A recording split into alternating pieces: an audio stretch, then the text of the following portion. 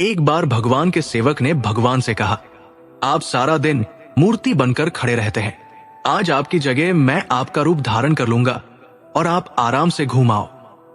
भगवान ने भी सेवक की बात मान ली, लेकिन भगवान ने शर्त रखी, जो भी प्रार्थना करने आए उन्हें केवल सुनना और कुछ नहीं कहना। सेवक ने शर्त स्वीकार कर ली और योजना के अनुसार सेवक भगवान की जगह मूर्ति बनकर खड़ा हो गया। पहला व्यक्ति जो मंदिर में आया वो एक व्यापारी था। उसने भगवान से कहा, भगवान, मैंने नया कारखाना खोला है, कृपया उसे सफल बनाइए। व्यापारी माथा टेकता है और तभी उसका बटुआ गिर जाता है। वो बटुआ गिराकर बिना देखे चला जाता है। सेवक बेचैन हो जाता है और सोचता है कि व्यापारी को बता दे कि उसका बटुआ गिर गया है, लेकिन भगवान की शर्तों के अनुसार वो कुछ नहीं कहता।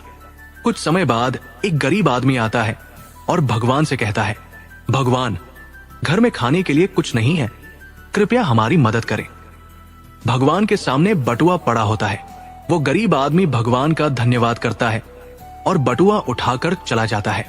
फिर एक नाविक आता है और कहता है, भगवान, मैं 15 दिनों के लिए समुद्र की यात्रा पर जा रहा हूं, कृपया मेरी यात्रा में कोई समस्या न हो।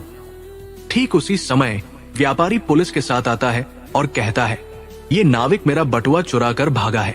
पुलिस नाविक को पकड़ कर ले जाती है। इस बीच सेवक बोल पड़ता है, बटुआ तो गरीब आदमी ने चुराया है। इसके बाद गरीब आदमी को पकड़कर जेल भेज दिया जाता है। रात को भगवान लौटते हैं और सेवक खुशी खुशी पूरा किस्सा सुनाता है। भगवान मुस्कुराते हुए कहते हैं, तुमने किसी का भला नहीं किया, बल्कि सब कुछ बिगाड़ दिया। वे आगे कहते हैं, व्यापारी का बटुआ गिरना कोई बड़ा नुकसान नहीं था।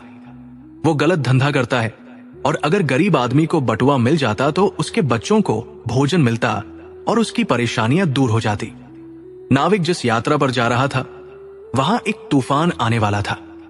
अगर वो जेल में होता तो उसकी जान बच जाती और उसकी पत्नी विधवा होने से बच जाती।